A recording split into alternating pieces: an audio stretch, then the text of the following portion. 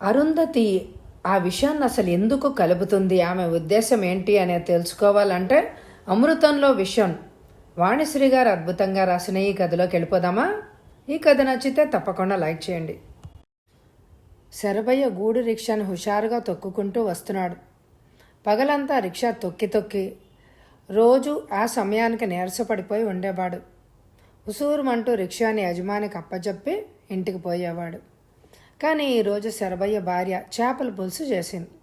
మధ్యాహ్నం భోంచేసి వస్తుంటే తొట్టి పక్కన బండ మీద పెద్ద బొచ్చ చేపను రుద్దుతూ పెందలాడే కొంపకిరా అన్నది అతని భార్య. చేపల పులుసు అంటే శరభయ్యకి ఎంతో ఇష్టం. సారాయి తాగిన తర్వాత చేపల పులుసు తినడం చెప్పలేనంత ఇష్టం. ఆ రోజు సంపాదన కూడా బాగానే ఉండడం అతడికి మరింత హుషారుగా ఉంది. రిక్షా అద్దె పోను 10 రూపాయలు మిగులుతాయి. 5 రూపాయలు దానికిచ్చిన 5 రూపాయలు సారాయి తాగొచ్చు అని అనుకున్నాడు. కోడూరు నుంచి టౌన్ నుంచి కోడూరుకి సరుకుల్ని మనుషుల్ని గూడు రిక్షా మీద చేరవేసి సంపాదిస్తాడు శరభయ్య. టౌన్లో కంటే ఇక్కడే బాగుంటుంది బేరం, పోటీ తక్కువ. కోడూరు నుంచి చీకటి పడిన తర్వాత లాస్ట్ ట్రిప్ ఖాళీగా వస్తున్న శరభయ్యకి హోటల్ మధువనం దగ్గర బేరం తగిలింది. హోటల్ మధువనం టౌన్ చివర విశాలమైన ఆవరణలో ఉంది. పొడవుగా తెల్లటి బట్టలేసుకున్న అతను పోర్టిగోలోంచి పక్క సందులోకి వెళ్ళాడు. హోటల్ రూమ్ ముందు ఆగింది రిక్షా. శరభయ్య తలెత్తి చూశాడు. తలుపు మీద 26 నెంబర్ ఇత్తడి అక్షరాలు ఉన్నాయి. అతడు తలుపు తెరిచాడు. లోపలికి రా అన్నాడు. శరభయ్య లోపలికి వెళ్ళాడు. బెడ్ మీద ఆడమనిషి పడుకుని ఆయాసపడుతోంది విపరీతంగా. ఈమె ఆస్మా పేషెంట్. జాగ్రత్తగా నెమ్మదిగా తీసుకెళ్ళాలే. తల ఊపాడు శరభయ్య. ఏమివ్వమంటావు? ₹1.5 ఇవ్వండి బాబు అన్నాడు శరభయ్య. ₹1.5 అడిగితే కనీసం ₹1 ఇస్తాడు అని అతడి ఆశ.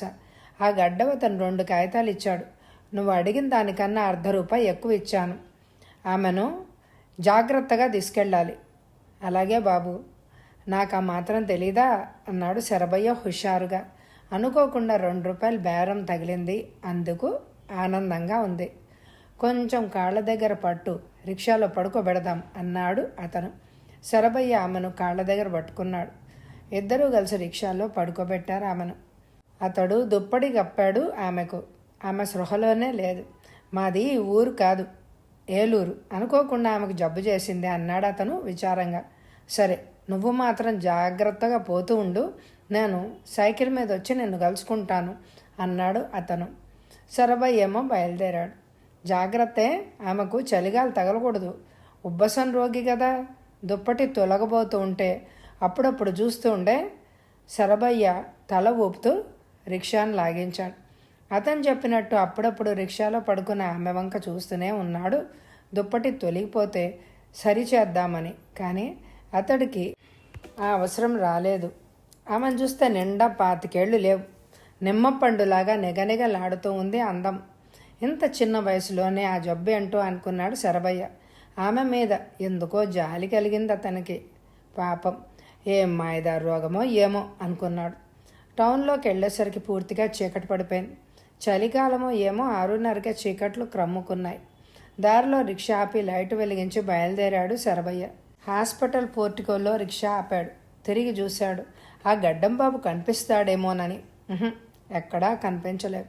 వస్తూ ఉంటాడులే అని అనుకొని బీడీ ముట్టించాడు. 1/2 గంట గడిచింది. అతను రాలేదు. క్యాజువాలిటీ వార్డు దగ్గర నిల్చున్న వార్డు బాయ్ అడిగాడు శరభయ్యని. పేషెంట్కి ఏం జబ్బు? ఉబ్బసం అన్నాడు శరభయ్య. తీసుకొచ్చి లోపల పడుకోబెట్టు, బయట చలిగా ఉంది అన్నాడు. కొంచెం సాయం రా అన్నాడు శరభయ్య. వార్డు బాయ్ మెట్లు దిగి వచ్చాడు. ఏం నడవలేదా అన్నాడు. చాలా ఎక్కువగా ఉంది అన్నాడు శరభయ్య. వార్డు బాయ్ దుప్పటి లాగి ఆమెను ముట్టుకొని చూశాడు. శరీరం చల్లగా ఉంది. కూర్చోబెట్టాలని ప్రయత్నించాడు. కానీ శరీరం బిగుసుకుపోయింది. అతడికి అనుమానం వచ్చింది ప్రాణం పోయిందని. అప్పుడే అటుగా పోతున్న డాక్టర్ లతీఫ్ కనిపించాడు వార్డు బాయ్కి. సార్ అన్నాడు వార్డు బాయ్. డాక్టరు దగ్గరగా వచ్చి, ఏంటి వెంకటయ్య అన్నాడు. కొంచెం పేషెంట్ని చూడండి సార్, లోపలికి తీసుకెళ్ళు, డ్యూటీ డాక్టర్ ఉన్నాడుగా అది కాదు సార్ అంటూ తన అనుమానం వెల్లడించాడు ward boy Venkataiah. Doctor Latif ఆమెను చూసి చచ్చిపోయిందయ్యా అన్నాడు. శరభయ్య గుండె గుబేలమంది. డాక్టర్ చరచరా నడిచి వెళ్ళిపోయాడు. పోయిందట, ఇంక ఇంటికి తీసుకెళ్ళు అన్నాడు వార్డు బాయ్ వెంకటయ్య. ఎక్కడికి తీసుకెళ్ళను, ఈమె ఎవరో అసలు నాకు తెలియనే తెలియదు అన్నాడు శరభయ్య ఆందోళనగా. మరి తెలియకుండా ఇక్కడికి ఎలా తీసుకొచ్చావు? నేను కోడూరు నుంచి వస్తుంటే మధ్యలో మధువన్ హోటల్ దగ్గర ఒక ఆయన బండి ఆపి ఎక్కించాడు. వెనక సైకిల్ వేసుకుని వస్తాను అని అన్నాడు. ఇంతవరకు రాలేదు అన్నాడు శరభయ్య. రిక్షా ఎక్కించినప్పుడు ఆమె బ్రతుకుందా? బాగా ఆయుసపడుతూనే ఉంది. ఏం చేస్తాం, వెనక్కి తీసుకెళ్ళు అన్నాడు వార్డు బాయ్. ఎక్కడికి తీసుకెళ్ళమంటావు? ఆయన ఇంకా రాలేదే. శరభయ్యకి కంగారు ఎక్కువైంది. ఎక్కడి నుంచి తెచ్చావో అక్కడికే తీసుకెళ్ళు, ఆయన ఎవరో వస్తూ ఉంటాడులే అన్నాడు వార్డు బాయ్. నాకిప్పుడు అనుమానంగా ఉంది. ఎందుకు? ఆయన ఎవరో నా కొంప ముంచడానికే ఈ రోగిష్టి దాన్ని నా బండిలో ఎక్కించాడు. ఏడుపు ముఖం పెట్టాడు శరభయ్య. శరభయ్య అవస్థ చూసి వార్డు బాయ్ కూడా నవ్వొచ్చింది. భలేవాడివే, ఎందుకలా భయపడిపోతావు? నీకు అలాగే ఉంటుందిలే అన్న. అరగంట అయింది వచ్చి, ఆ మనిషి ఏమో అంతూ దరి లేదు. నేను ఇప్పుడు ఏం చేయాలి? ఈ శవ ఎంతసేపు ఉంచాను బండిలో? కొంచెం సాయం పట్టన్నా, నీకు పుణ్యం ఉంటుంది. ఇక్కడ పడేసి నా దారిని నేను పోతాను అన్నాడు శరభయ్య. చాలే స్వామి, శవాన్ని ఇక్కడ పడేసిపోతావా? మొనగాడివే లేదు, పోలీసులు వచ్చి మా ప్రాణాలు తినేస్తారు. అంత తొందరగా ఉంటే పోలీస్ స్టేషన్కి వెళ్ళి శవాన్ని వాళ్ళకి ఇచ్చేసి పో అన్నాడు వార్డు బాయ్. వాళ్ళు నన్నేమీ అనరుగా, నీకెందుకు భయం? జరిగిందంతా చెప్పు అన్నాడు.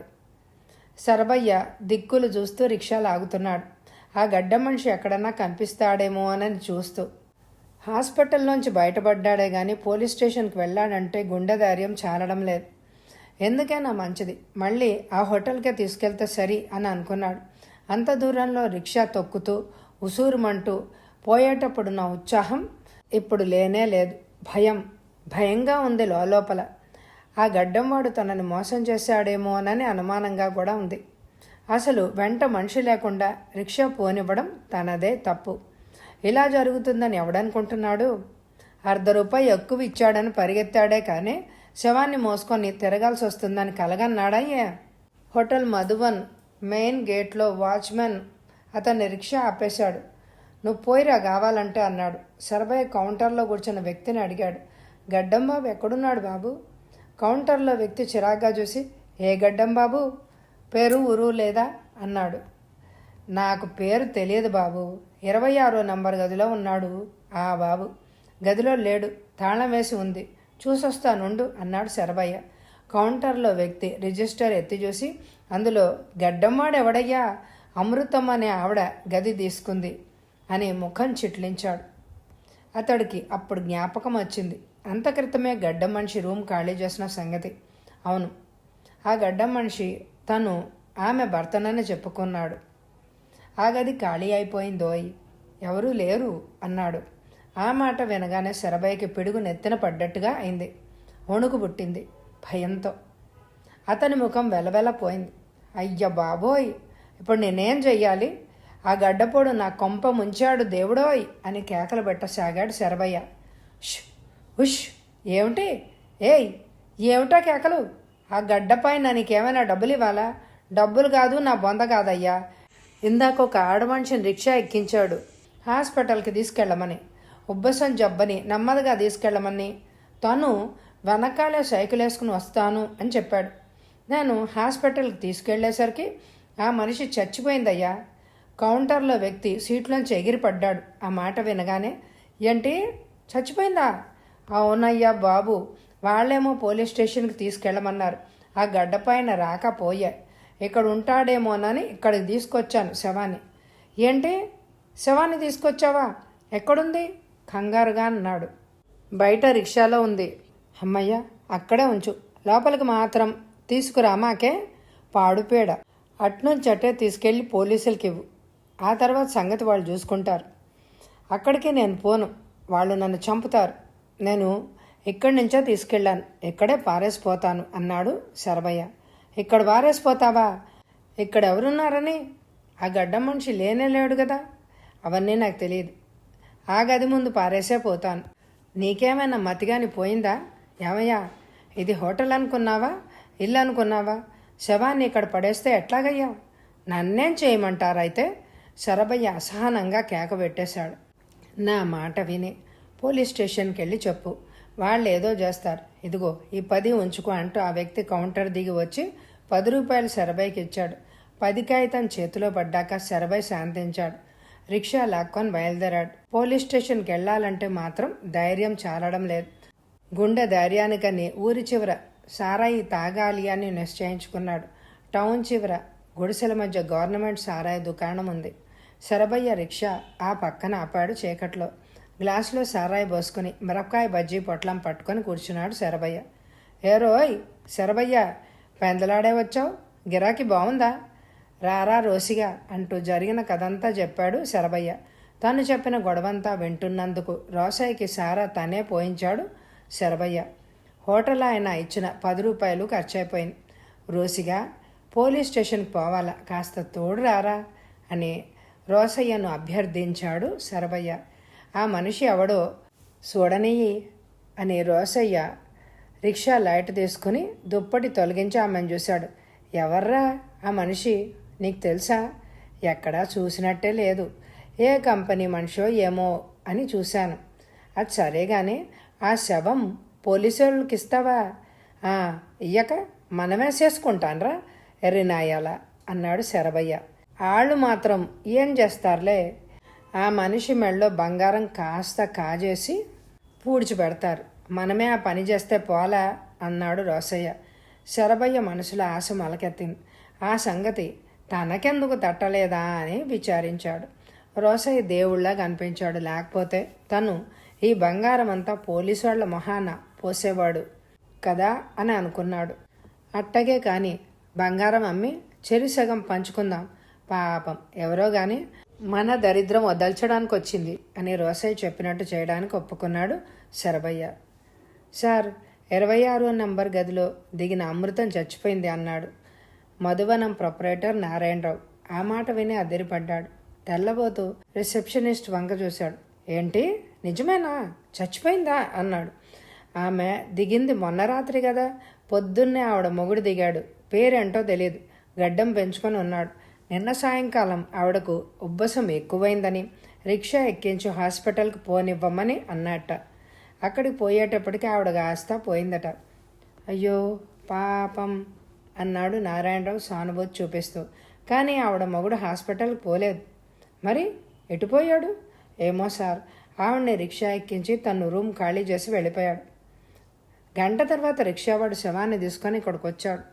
ఏంటి? నిజం సార్. వాడొచ్చి ఒకటే న్యూసెన్స్ చేశాడు. శవాన్ని ఇక్కడ పారేసిపోతాను అని అంటాడు.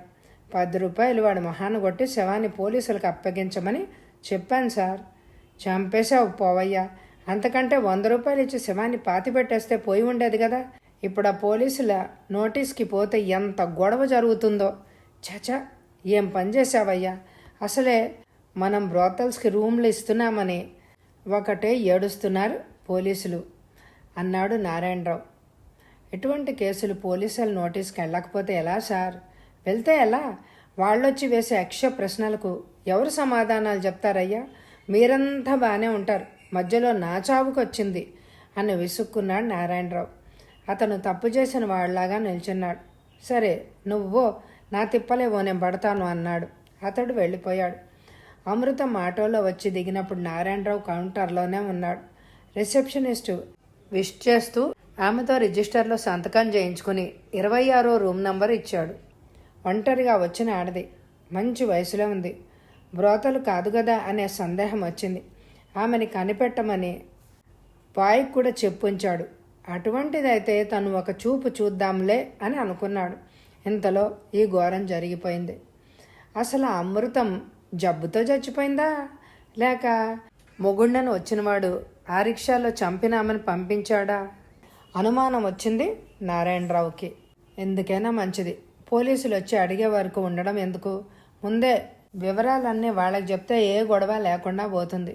తను లేనప్పుడు వస్తే ఇక్కడున్న మేనేజర్ భయపడి ఏదేదో వాగేస్తాడు అని అనుకున్నాడు. టెలిఫోన్ రిసీవర్ ఎత్తి పోలీస్ సూపరింటెండెంట్కి రింగ్ చేశాడు. గుడ్ మార్నింగ్ సార్, నేను నారాయణరావుని హోటల్ మధువన్ నుంచి మాట్లాడుతున్నాను sir. Very good morning mister Narayanarao. How are you? Okay sir. ఏమిటి విశేషాలు? చిన్న విశేషం సార్. అయితే పెద్దదేనమాట, చెప్పండి. నవ్వు వినిపించింది. పెద్దదేం కాదు సార్, చిన్నదే. మా హోటల్లో అమృతం అనే ఆవిడ గది తీసుకుంది సార్. ఎప్పుడు? డిసెంబర్ 2వ తారీఖున. చెప్పండి, ఏం జరిగింది? 5వ తారీఖు ఉదయం, అంటే నిన్న ఉదయం ఆమె భర్త వచ్చాడు. నిన్న సాయంకాలం ఆమె అమ్మకు ఉబ్బసం ఎక్కువైందని రిక్షా మాట్లాడి అందులో పడుకోబెట్టి హాస్పిటల్కి తీసుకెళ్లమని, తను వెనక సైకిల్ మీద వస్తానని చెప్పి పంపాడు. ఆ రిక్షావాడు ఆవిడను హాస్పిటల్ తీసుకెళ్లేసరికి ఆమె చనిపోయింది. ఆ రిక్షావాడిని పంపించి ఆవిడ మొగుడు రూమ్ ఖాళీ చేసేసి వెళ్ళిపోయాడు. ఏ? ఎందుకని? అసలు వాడు మొగుడేనా? ఏమో సార్, అర్థం కావడం లేదు. తర్వాత ఏం జరిగింది? ఆ రిక్షావాడు శవాన్ని ఇక్కడికి తీసుకొచ్చి గోల పెట్టాడు. మా మేనేజర్ శవాన్ని పోలీస్ స్టేషన్కి తీసుకెళ్ళమని రిక్షావాడికి చెప్పి పంపాట. ఇదంతా ఇప్పుడే నాకు తెలిసింది సార్. ఇందులో ఏ గొడవ ఉందో ఏమిటో. వాడెవడో ఆవిడ మొగుడే ఉండడు. నేను అదే అనుకుంటున్నాను సార్. సరే, నేను కనుక్కుంటానులేండి. అవసరమైతే రిటర్న్ కంప్లైంట్ ఇవ్వండి. Thank you sir. నారాయణరావు రిసీవర్కి పెట్టేసి ఊపిరి పీల్చుకున్నాడు. డిఎస్పీని, డిఎస్పీ సర్కిల్ ఇన్స్పెక్టర్ని అమృతం శవం ఏం చేశారని వివరాలు అడిగారు. కానీ ఏ రిక్షావాడు అమృతం శవాన్ని పోలీసులకు అప్పగించలేదు అని తెలిసింది. అమృతం శవాన్ని రిక్షావాడు ఏం చేసి ఉంటాడు? హోటల్ నుంచి పోలీస్ స్టేషన్కి అమృతం శవాన్ని తీసుకెళ్తుంటే మధ్యలో ఆమె భర్త కనిపించి శవాన్ని స్వాధీనం చేసుకొని ఉండొచ్చు. లేదా శవం మీద విలువైన వస్తువులు తీసుకొని రిక్షావాడే ఎక్కడైనా పూడ్చిపెట్టి ఉండొచ్చు. 2 విధాలా జరగడానికి ఆస్కారం ఉంది. అసలు ఏం జరిగిందో తెలుసుకోవడానికి క్రైమ్ ఇన్స్పెక్టర్ వినయ్కి కేసు అప్పగించారు. వినయ్ కేసుని హోటల్ మధువనం నుంచి పరిశోధించాలి అని నిర్ణయించుకున్నాడు. ఇన్స్పెక్టర్ వినయ్ వెళ్ళేసరికి హోటల్ ప్రొపరేటర్ నారాయణరావు ఆఫీస్ రూమ్లో ఉన్నాడు. సాధారణంగా ఆహ్వానించి టీ తెప్పించాడు. అమృతం తను స్వయంగా వ్రాసిన వివరాలు ఆ రోజు రిజిస్టర్లో చూశాడు వినయ్. అమృతం వైఫ్ ఆఫ్ కాశీనాథ్, ఖమ్మం అని ఉంది. అందులో పర్పస్ ఆఫ్ విజిట్లో బిజినెస్ అని ఉంది. అక్షరాలు పొందిగ్గా ఉన్నాయి. బిజినెస్ అంటే ఏమిటో మీరు అడిగారా? ప్రశ్నించాడు వినయ్. అవన్నీ మేము ఎలా అడుగుతాం చెప్పండి. వచ్చే వాళ్ళంతా గౌరవనీయులైన కస్టమర్లే. మాకు గుచ్చి అడిగితే బాధపడతారు అన్నాడు నారాయణరావు. గౌరవనీయంగా కనిపిస్తూ స్మగ్లర్సు, దొంగలు కూడా వస్తూ ఉంటారు. నిజమే సార్, అవన్నీ జరుగుతూనే ఉంటాయి నవ్వాడు నారాయణరావు. ఈ రిజిస్టర్లో ఆమె రైటింగ్ ఫోటో తీసుకుంటానే, మీకేమైనా అభ్యంతరమా? నో, నాట్ ఎట్ ఆల్ అన్నాడు. ఇన్స్పెక్టర్ వినయ్ అమృతం స్వయంగా వ్రాసిన వివరాలు ఫోటో తీశాడు. అయితే అమృతం భర్తనని చెప్పుకున్న వ్యక్తి ఎలా ఉంటాడో మీరు చెప్పగలరా? నేను అతన్ని చూడలేదు సార్. అప్పుడు మా మురహరి కౌంటర్లో ఉన్నాడు, పిలుస్తాను ఉండండి అని నారాయణరావు బజార్ నొక్కాడు. కాసేపటికి మురహరి వచ్చి ఇన్స్పెక్టర్కి విష్ చేశాడు. అమృతం భర్తను మీరు చూశారు కదా, ఎలా ఉంటాడో వివరంగా చెప్పగలరా? పొడుగ్గా ఉన్నాడు సార్. ఎంత పొడుగుంటాడు? 6 అడుగులు ఉంటాడా? అంత పొడుగు ఉండడు సార్, 5-9 ఉండొచ్చు. సన్నగా ఉండడం వల్ల పొడుగు అని అనిపించవచ్చు. ఐసి తెల్లని బట్టలు వేసుకున్నాడు. చామంచాయిగా ఉంటాడు. గడ్డం పెంచుకున్నాడు సార్. ఎంత గడ్డం? రవీంద్రనాథ్ ఠాగూర్కి ఉన్నంత ఉందా? నవ్వాడు ఇన్స్పెక్టర్. అంత లేదు సార్, రాఘవేంద్రరావుకి ఉన్నంత ఉంటుంది. ఆయన ఎవరు? Cinema director sir. Oh I see, నేను ఆయన్ని ఎప్పుడు చూడలేదులే. నువ్వు చూసావా? నేను చూడలేదు సార్, సినిమా పత్రికల్లో చూస్తూ ఉంటాను. ప్రతి ఫోటోలోనూ ఆయనకి గడ్డం ఉంటుంది. ఆయన నా ఫేవరెట్ డైరెక్టర్ సార్. మీరు అడవి రాముడు, వేటగాడు. సరే, ఇక ఆ గడ్డం సంగతి వదిలే. మనిషిని గుర్తుపట్టడానికి ఉపయోగపడేవి ఉంటే చెప్పు. సార్, ఇప్పుడు గుర్తొచ్చింది. ఆయన గారి ముఖం మీద కాలిన మచ్చనుంది సార్. That's all.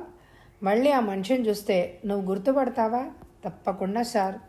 ఇకపోతే ఆ రిక్షావాడి సంగతి ఏంటి? వాడు ఎక్కడుంటాడు? ఎలా ఉంటాడు? నల్లగా దున్నపోతలాగా ఉన్నాడు సార్. తలపాగా చుట్టుకున్నాడు. తెలిసిన వాడైనా? నాకేం తెలియదు సార్. అతన్ని మీరు తప్ప ఇంకెవరైనా చూసారా? గేటు దగ్గర వాచ్మ్యాన్ చూశాడు సార్. రిక్షా లోపలికి రావడానికి వీల్లేదని అడ్డు పెడితే అక్కడ ఆపి తనే వచ్చాడు. ఆ వాచ్మ్యాన్ని పిలిపించండి. తర్వాత వాచ్మ్యాన్ వచ్చాడు.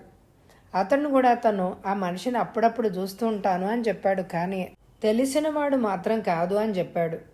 ఇకపోతే ఒక కొండ గుర్తు చెప్పాడు. ఆ రిక్షా గూడు రిక్షా. దానికి రెండు వైపులా సినిమాల పేర్లు రాసి ఉన్నాయి. ఒకవైపు సర్దారాముడు, మరొక వైపు సర్దార్ పాపారాయుడు.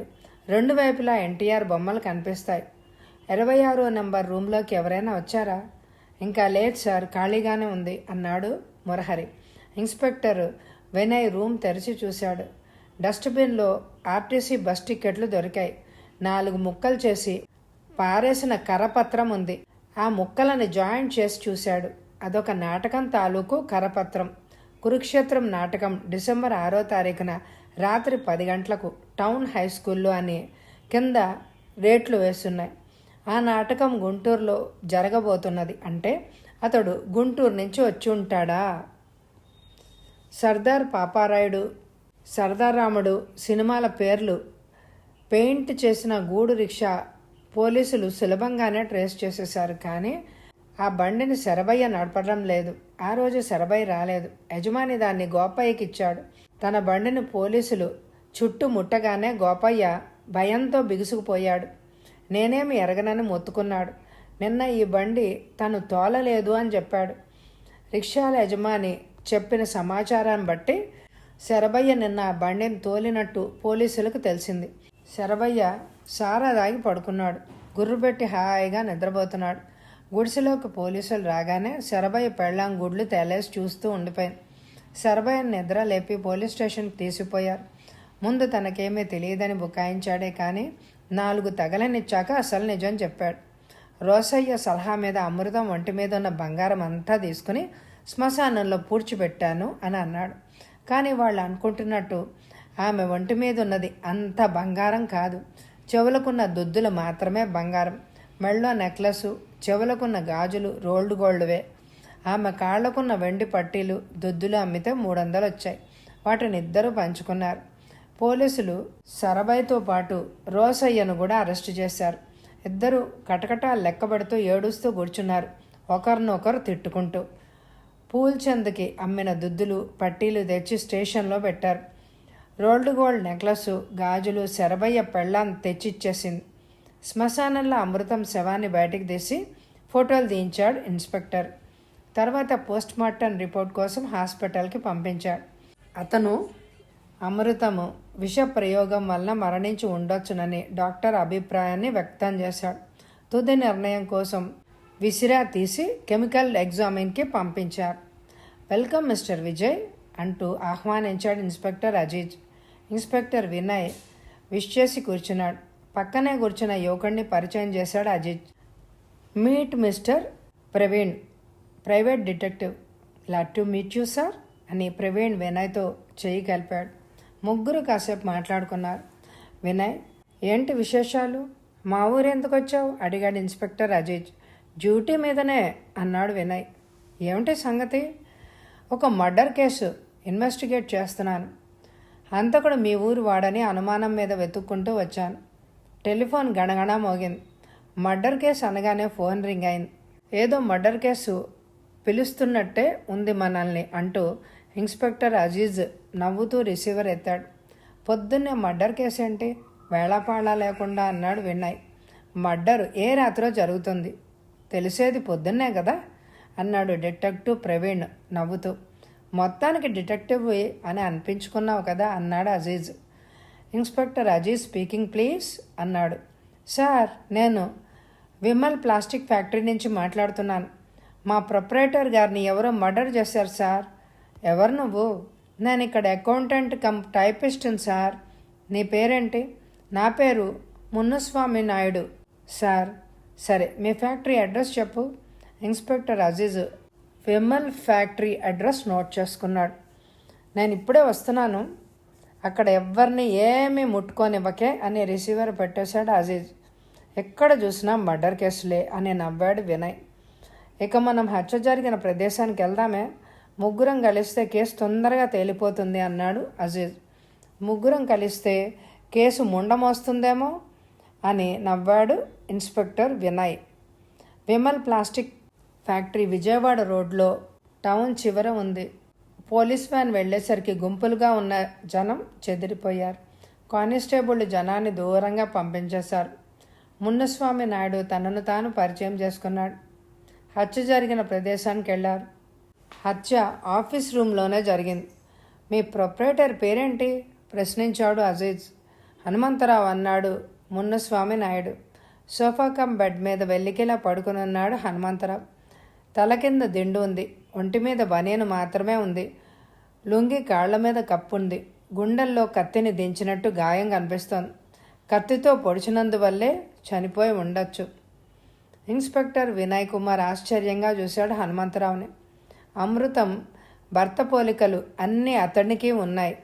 పొడువుగా ఉన్నాడు. గడ్డముంది. ముఖాన కాలిన మచ్చ. రంగు కూడా చామన ఛాయ. ఇతడు అమృతం భర్త కాదు కదా అనే సందేహం మనసులో కుమ్మరి పురుగులాగా తోల్చేస్తోంది. తన జేబులో ఉన్న డైరీ తిరిగేశాడు. అతడు హోటల్ మధువన్కి వచ్చిన తేదీ చూశాడు. డిసెంబర్ 5వ తేదీన వచ్చాడు. అమృతం మీద విష ప్రయోగం జరిగింది కూడా అదే రోజున సాయంకాలం. మున్నస్వామిని పక్కకు పిలిచి, డిసెంబర్ 5వ తేదీ మీ ప్రొప్రైటర్ ఊర్లో ఉన్నాడా అని అడిగాడు ఇన్స్పెక్టర్ వినయ్.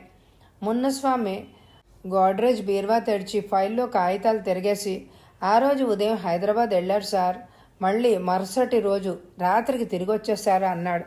మీ ప్రొప్రైటర్కి ఎవరైనా శత్రువులు ఉన్నారా అని అడిగాడు అజీజ్. మున్నస్వామి తనకేమీ తెలియదు అని చెప్పాడు. హత్యకు ఉపయోగించిన కత్తి దొరకలేదు. అది హంతకుడే తీసుకుని పారిపోయి ఉంటాడు. మీ ప్రొప్రైటర్ రాత్రిపూట ఇక్కడే పడుకుంటాడా? ఏమో సార్, నేను ఎప్పుడూ నోటీస్ చేయలేదు అన్నాడు మున్నస్వామి. రాత్రి మాత్రం ఇక్కడే పడుకున్నాడు అన్నాడు డిటెక్టివ్ ప్రవీణ్. మీ ప్రొప్రైటర్కి పెళ్లి కాలేదా? అయింది సార్, 2 పిల్లలు కూడా ఉన్నారు. ఆ అమ్మకు ఇప్పుడే కబురు పంపాను అన్నాడు మున్నస్వామి. వినయ్ జేబులోంచి అమృతం ఫోటో తీసి, ఈమె మీకు తెలుసా అని అడిగాడు. మున్నస్వామి తల అడ్డంగా ఊపి, ఆవిడన్న అసలు నేను ఎప్పుడు చూడలేదు సార్. ఫోటోగ్రాఫరు ఫోటోలు తీస్తున్నాడు. ఫింగర్ ప్రింట్స్ కోసం వెతుకుతున్నాడు. వేలి ముద్రల నిపుణుడు. డిటెక్టివ్ గారు, మీ ఉద్దేశం ఏంటి? పరిశోధన మొదలుపెట్టండి అన్నాడు ఇన్స్పెక్టర్ అజీజ్. నా పరిశోధన ఎప్పుడో పూర్తి చేసేసాను అన్నాడు ప్రవీణ్. ఏంటి అంత క్విక్గానా? ఆశ్చర్యంగా అన్నాడు అజీజ్. మనం తీరిగ్గా చెట్టు కింద కూర్చుందాం రండి, మర్డర్ చేసిన వాళ్ళని అక్కడికే రప్పించేద్దాం అన్నాడు డిటెక్టివ్ ప్రవీణ్ ఆఫీస్ రూమ్లోంచి బయటపడుతూ. వేప చెట్టు కింద కుర్చీలు వేయించాడు మున్నస్వామి. ముగ్గురు అక్కడ కూర్చున్నారు. ఈ హత్య చేసింది ఒక ఆడది అన్నాడు ప్రవీణ్ సిగరెట్ వెలిగిస్తూ. ఎలా చెప్తారు ప్రశ్నించాడు అజయ్. మీరు గమనించారో లేదో సోఫా కింద చిన్న చిన్న గాజు ముక్కలు ఉన్నాయి. బంతిపూల రేకులు సోఫాలో ఇరుక్కుపోయి కనిపిస్తున్నాయి. తర్వాత హనుమంతరావు ఆఫీస్ రూమ్లో పడుకోవడానికి కారణం ఏమిటి? అవసరం ఏమిటి? సింపుల్, అతను పరాయి ఆడదాంతో గడపడానికి మాత్రమే అని మనం అనుకోవచ్చు. అది కూడా అతను ఫ్యాక్టరీలో పనిచేసే ఆడమనిషి కూడా అయి ఉంటుంది అన్నాడు డిటెక్టివ్ ప్రవీణ్. ఇన్స్పెక్టర్ అజిత్ తలూపాడు. హంతకురాలు ఎవరో ఇప్పుడే తేల్చేస్తాను. మున్నస్వామి నాయుడిని పిలిపించండి అన్నాడు ప్రవీణ్. అజీజ్ కానిస్టేబుల్తో మున్నస్వామి నాయుడికి కబురు చేశాడు. అతను వచ్చి చేతులు కట్టుకొని ఉంచున్నాడు. అతనిలో అంతులేని ఆందోళన కనిపిస్తోంది. చూడండి నాయుడు గారు, మీకు తెలిసిన విషయాలు దాచకుండా చెప్పాలే అన్నాడు ప్రవీణ్. అతడు తలూపాడు.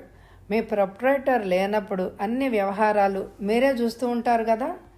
అవును సార్, మీ ప్రొప్రైటర్కి స్త్రీ వ్యసనం ఉంది కదూ?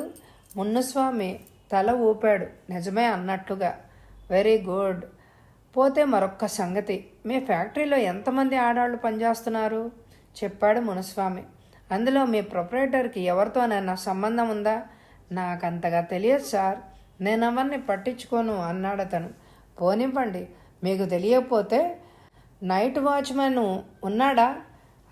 ఉన్నాడు సార్. రాత్రి డ్యూటీ చేసిన అతను ఎవరు? కొండయ్య సార్. ఎప్పుడున్నాడా? ఉన్నాడు సార్. అతనే ముందు శవాన్ని చూసింది అన్నాడు మునస్వామి నాయుడు. పిలిపించండి అన్నాడు ప్రవీణ్. కాకి బట్టల్లో లావుగా పొట్టిగా ఉన్న కొండయ్యకి 50 ఏళ్ళు పైనే ఉంటాయి. బట్టతల, పిల్లి కళ్ళు, భయంగా వచ్చాడు. నీ పేరు కొండయ్య కదూ? ప్రశ్నించాడు ప్రవీణ్. అవునండయ్యా, వినయంగా వంగుతూ చెప్పాడు కొండయ్య. కొండయ్య, మీ అయ్యగారి శవాన్ని అందరికంటే ముందు చూసింది నువ్వే కదూ? అవునయ్యా, తెల్లవారాక అయ్యగారు ఆఫీస్ తలుపులు తీసి ఉంటే ఏమైనా కావాలేమో అని అడగడానికి వెళ్ళానయ్యా. వెళ్ళేసరికి చచ్చిపడిపోయి ఉన్నారయ్యా. భయం వేసి పారిపోయి వచ్చాను. ఆ సంగతి నాయుడు గారి ఇంటికి వెళ్ళి చెప్పాను అన్నాడు కొండయ్య. మే అయ్యగారితో పాటు ఉన్న ఆడమనిషి ఎవరు? కొండయ్య ఆ ప్రశ్నకు అదిరిపడ్డాడు. ఆడమనిషా? ఎవరు లేరు బాబు అన్నాడు బుర్రగోక్కుంటూ. ఉన్నారు. ఎవరో నీకు బాగా తెలుసు అన్నాడు ప్రవీణ్. లేదయ్యా, ఆడవాళ్ళు ఎవరూ లేరు. అయ్యగారే పొద్దుపోయేదాకా పనిచేసుకొని మరి పడుకున్నారు అన్నాడు కొండయ్య. చూడు కొండయ్య, నన్ను అనవసరంగా వాగించకు. మర్యాదగా చెప్పు. ఎంత అడిగినా ఎవరూ లేరు అనే చెప్తూ వచ్చాడు కొండయ్య. ఇన్స్పెక్టర్ గారు, కొండయ్య దగ్గరే ఉంది క్లూ. తగిన విధంగా సత్కరిస్తే తెలుస్తుంది అని నవ్వాడు ప్రవీణ్. ఇన్స్పెక్టరు అజీజు కొండయ్యను దూరంగా ఫ్యాక్టరీ షెడ్లోకి తీసుకెళ్లి బెల్టుతో 4 తగలనిచ్చాడు. ఆ దెబ్బలకు తట్టుకోలేక కొండయ్య నిజం చెప్పాడు. రాత్రి తన యజమానితో మాలతి అనే ఆవిడ ఉందని, కానీ ఎవరికి చెప్పవద్దని కొండయ్యకి 100 రూపాయలు లంచం ఇచ్చింది. మంగళదాసు నగర్లో ఒక పెంకుటింట్లో ఉంటోంది మాలతి. పోలీసులు తన ఇంటికి వస్తారని ఆమె ఊహించలేదు. అందుకే నిర్భయంగా ఇంట్లోనే ఉంది. పోలీస్ వ్యాను కొండయ్యతో సహా వస్తున్న పోలీసుల్ని చూసి స్థాణువైపోయింది మాలతి. ఎటు పోవడానికి దారి లేక నిలబడిపోయింది. ఆమెను పట్టుకొని వ్యాన్లోకి ఎక్కించి స్టేషన్కి తీసుకుపోయారు. శ్రమ పడకుండానే తను చేసిన నేరం ఒప్పుకుంది మాలతి. హత్య చేయడానికి కారణం పగ. ఆమె తన కథ చెప్పింది. మాలతి భర్త ధర్మారావు. మాలతి అతని రెండో భార్య. 50 సంవత్సరాల వయసులో భార్య చనిపోతే మాలతిని పెళ్లి చేసుకున్నాడు. మాలతికి పెళ్లి రోజుకి 25 ఏళ్ళు. ఆమె పెళ్లి అప్పటి వరకు జరగకపోవడానికి కారణం పుట్టింటి దరిద్రమే. ధర్మారావు మొదటి భార్యకు 2 కొడుకులు. పెద్ద అబ్బాయి డాక్టర్. రెండో కొడుకు చదువు అబ్బలేదు, బిజినెస్లో ఉన్నాడు. ధర్మారావుకి హోల్సేల్ మెడికల్ షాప్ ఉంది. హనుమంతరావు ఆ షాప్లో పనిచేసేవాడు. ధర్మారావు ఆరోగ్యం సరిగ్గా ఉండేదే కాదు. షుగర్ కంప్లైంట్తో బాధపడుతూ ఉండేవాడు. అప్పుడప్పుడు నర్సింగ్ హోంలో ఇన్పేషెంట్గా ఉండాల్సి వచ్చేది. పరిస్థితులకు రాజీపడి మాలతి ధర్మారావుని పెళ్లి చేసుకుంది. కానీ ఆమెకి ఏమీ సుఖం లేకుండా పోయింది. రోగిష్టి భర్తకు సేవలు చేయడం, కోరికలతో మండిపోతూ నిద్ర పట్టక నరకం అనుభవించడం ఆమె ఎక్కువ రోజులు భరించలేకపోయింది. హనుమంతరావుతో ఆమెకు సంబంధం కలిగింది. దొంగతనం, రంకుతనం ఎక్కువ రోజులు దాగదు. ధర్మారావు చిన్న కొడుకు పిన్నిగారి రహస్య ప్రేమ కలాపం గ్రహించాడు. తండ్రికి చెప్పి పిన్నిని అల్లరిపాలు చేయడం బాగుండదని, అందువల్ల ప్రయోజనం ఉండదని తెలుసుకొని హనుమంతరావుకి ఉద్వాసన చెప్పి ఒక వయసు మళ్ళిన వాడిని పనిలో పెట్టుకున్నాడు. పనిలో నుంచి తీసివేసిన వాళ్ల మధ్య సంబంధం నిరాటంకంగా కొనసాగుతూనే ఉంది. హనుమంతరావుకు తనే కావలసిన డబ్బు ఇస్తూ ఇబ్బంది లేకుండా చూస్తూ ఉంది మాలతి. కానీ ఇదివరకట్లాగా ఆమె అతనితో సుఖం అనుభవించడానికి వీలు లేకుండా ఉంది. హనుమంతరావు ఆమె అవస్థ గ్రహించి ఒక ఉపాయం చెప్పాడు. అది ధర్మారావుని గుట్టు చప్పుడు కాకుండా పైకి పంపించేయడం. ఈ లోపల ఆమె తన నగలన్నీ తెచ్చి ఇవ్వాలి. వీలైనంత డబ్బు కూడా చేర్చాలి. వారాలైన తర్వాత ఆమె కొన్నాళ్ళు పుట్టింట్లో గడుపుతుంది. ఈ లోపల హనుమంతరావు తన స్వస్థలమైన గుంటూరులో ఆ డబ్బుతో ఏదో ఒక బిజినెస్ చేపడతాడు. కొన్ని రోజులు గడిచాక ఇద్దరూ పెళ్లి చేసుకుని హాయిగా ఉంటారు. అది పథకం.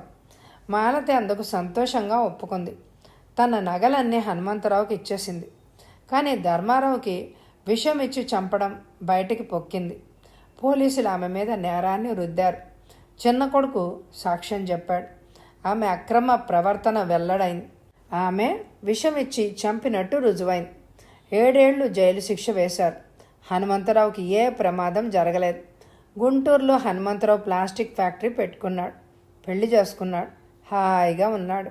మాలతి జైలు నుంచి తిరిగి వచ్చేసరికి అతడికి 2 పిల్లలు పుట్టారు. హనుమంతరావు మాలతికి ఇచ్చిన మాట నిలబెట్టుకోలేదు.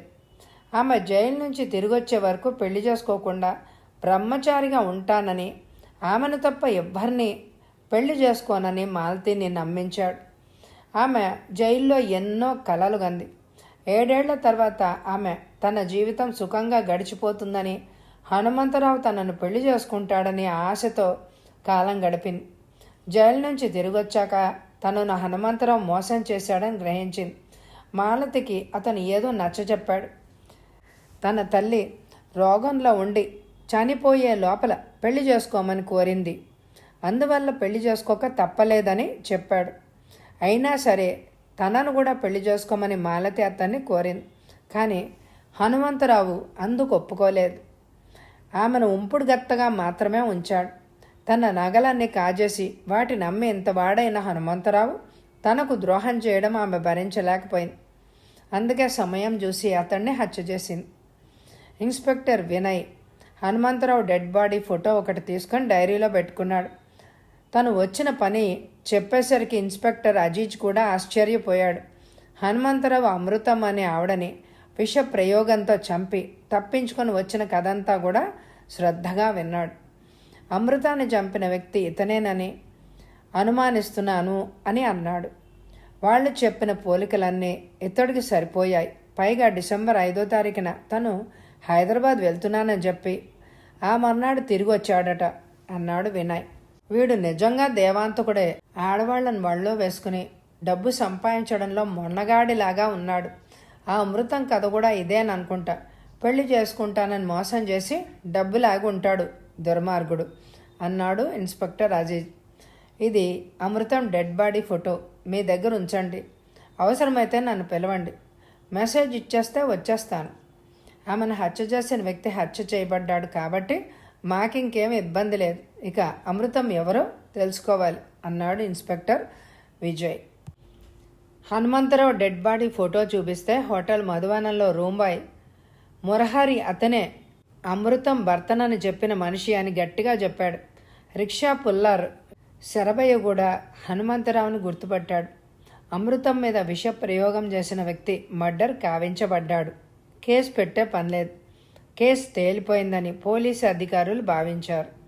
అయితే అమృతం ఎవరో తెలుసుకునేందుకు ఆమె డెడ్ బాడీ ఫోటోలు అన్ని పోలీస్ స్టేషన్లకి పంపించారు. ఎవరైనా గుర్తుపడితే తెలియజేయమని. అదొక మంచి పనే అయింది. అమృతం తను ఖమ్మం నుంచి వచ్చినట్లు రిజిస్టర్లో రాసింది. అది తప్పు. పైగా తను కాశీనాథ్ భార్యనని రాసింది. శుద్ధ తప్పే. ఆమెకు పెళ్లి కాలేదు. ఆ గడ్డం మనిషి రిక్షా శరభయ్యతో తాము ఏలూరు నుంచి వచ్చాము అని చెప్పింది కూడా అబద్ధమే. అసలు అమృతం అసలు పేరు అమృతమే కాదట. ఆమె అసలు పేరు అరుంధతి. 2 ఏళ్ల క్రితం ఆమెను ఒక వ్యభిచార గృహంలో చూశానని, రైడింగ్లో ఆమెను పట్టుకొని కోర్టులో హాజరు పెట్టానని ఇన్స్పెక్టర్ కుమార్ కాకినాడ నుంచి తెలియజేశాడు. ఇన్స్పెక్టర్ వినయ్కి మళ్ళీ ప్రయాణం తగిలింది. కాకినాడ వెళ్ళి ఇన్స్పెక్టర్ కుమార్ని కలుసుకున్నాడు. ఆమె అరుంధతే, సందేహం ఏమీ లేదు అన్నాడు కుమార్. ఇద్దరూ కలిసి కాంతమ్మ ఇంటికెళ్లారు. చంద్రకాంతం 50 ఏళ్లు పైబడిన వారకాంత. లావుగా కదలేకుండా ఉంది. పాన్లు నములుతూ గారపట్టిన పళ్లను బయటికి పెట్టి ఏడవలేక నవ్వింది. పోలీసుల్ని చూసి ఎక్కడ వాళ్ళక్కడ సర్దుకున్నారు గప్చిప్గా. అప్పుడు మధ్యాహ్నం 1 గంట దాటింది. కంగారు పడకు, రైడింగ్కి రాలేదులే అని అభయం ఇచ్చాడు కుమార్. చంద్రకాంతం ముఖంలోకి కాస్త కళ వచ్చింది. ఇద్దరిని మెత్తటి సోఫాల్లో కూర్చోబెట్టింది. కూల్ డ్రింక్స్ అవి తెప్పించి టీపాయ్ ముందు పెట్టింది. భోజనం చేసే వేళ అయిందని ఇద్దరు తీసుకోలేదు. మర్యాదలకేమిలే కానీ ముందు ఈ సంగతి చెప్పు. నీ ఇంట్లో అరుంధతి అనే అమ్మాయి ఉండాలి, ఏమైంది? ఇప్పుడుందా అని ప్రశ్నించాడు కుమార్. ఎక్కడుంది బాబు అరుంధతి? ఎప్పుడో వెళ్ళిపోయింది అంది చంద్రకాంతం. ఎక్కడికి పోయింది? ఎవరో ఒక బాబు వచ్చాడు, దాన్ని బాగు చేస్తానని వంట తీసుకెళ్ళాడు. ఎన్నాళ్ళైంది? సంవత్సరం పైనే అయింది. ఎవరా బాబు? ఏమో, నాకు పేరు తెలియదు. ఈ ఊరేనా? కాదు, బెజవాడని చెప్పాడు.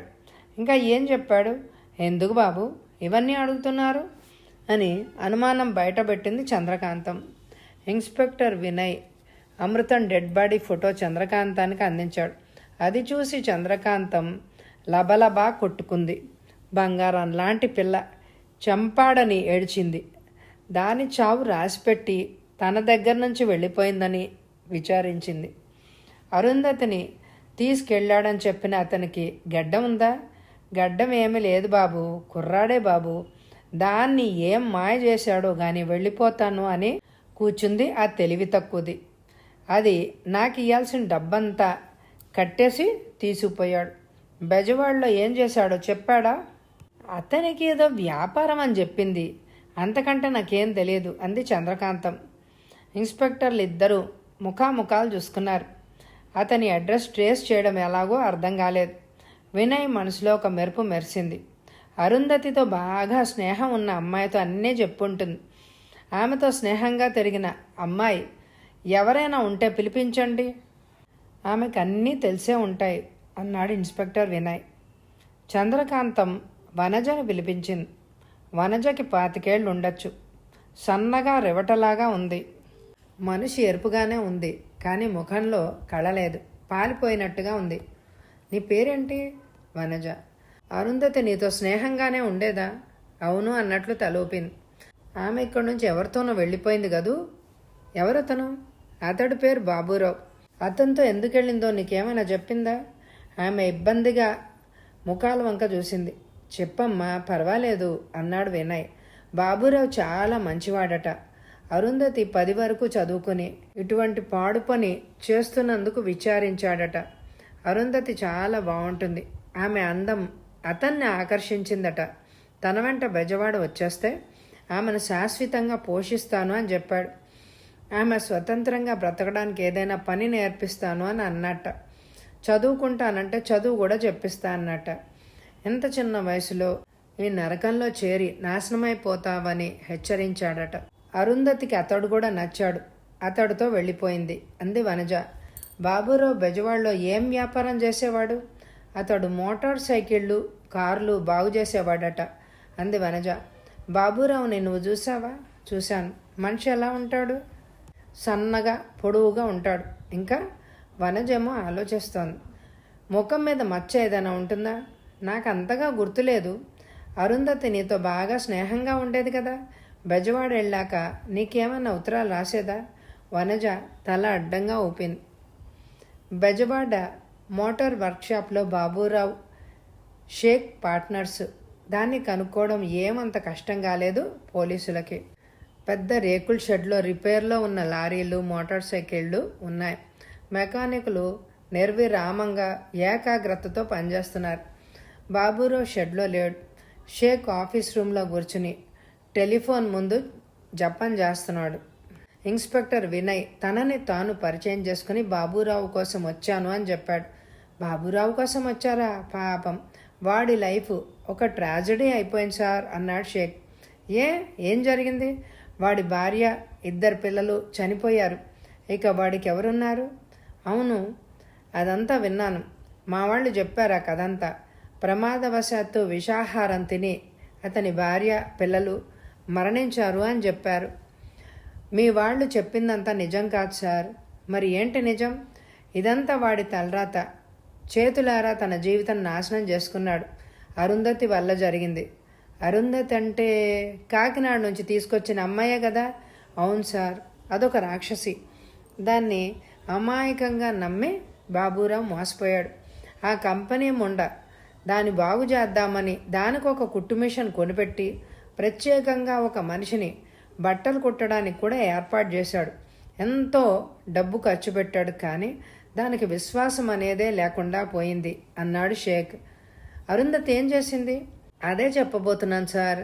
వీడి మంచితనం చూసి దానికి దురాశ పుట్టింది. వాడిని ఎలాగైనా పెళ్లి చేసుకోవాలని ఆ ముండ వాళ్ళు తినే ఆహారంలో విషం కలిపింది. ఆ రోజు బాబురావు ఇంటికి వెళ్ళేసరికి ఏముంది? అంతా అయిపోయింది. మీరు ఎలా చెప్పగలుగుతున్నారు అరుంధతి వాళ్ళకి విషం పెట్టిందని? తర్వాత నమ్మకంగా తెలిసింది సార్, అరుంధతి బాబురావు భార్య, పిల్లలు తిన్న ఆహారం విషం కలిపిందని. కానీ అది రుజువు కాలేదనుకోండి. బాబురావు మాత్రం తను అరుంధతికి సహాయం చేసినందుకు విచారించాడు. దాని అంతు చూస్తానని నాతోనే అన్నాడు. అరుంధతి అమృతం అనే పేరుతో హోటల్ గదిలోకి దిగింది. దానికి కారణం ఏంటో తెలుసా? షేక్ నవ్వాడు. దాని వేలుతో దాని కన్నే పొడిచాడు బాబూరావు.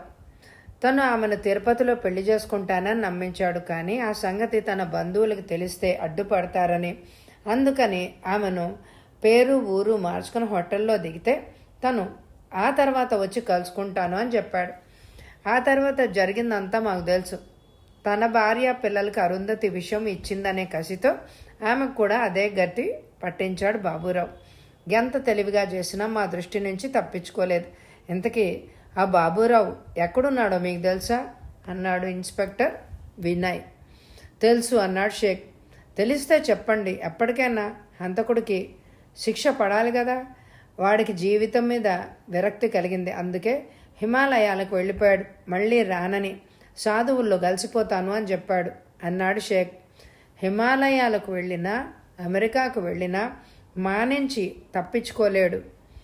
మీ పార్ట్నర్ని రప్పిస్తాను చూడండి అన్నాడు ఇన్స్పెక్టర్ వినయ్. విచిత్రం ఏమిటంటే హనుమంతరావులో బాబూరావు పోలికలు చాలా ఉండడం వల్ల అతనే హనుమంతరావు భర్తగా అందరూ పొరపాటు పడడం జరిగింది. కథ సమాప్తం. ఈ కథ అందరికీ నచ్చితే తప్పకుండా లైక్ చేయండి.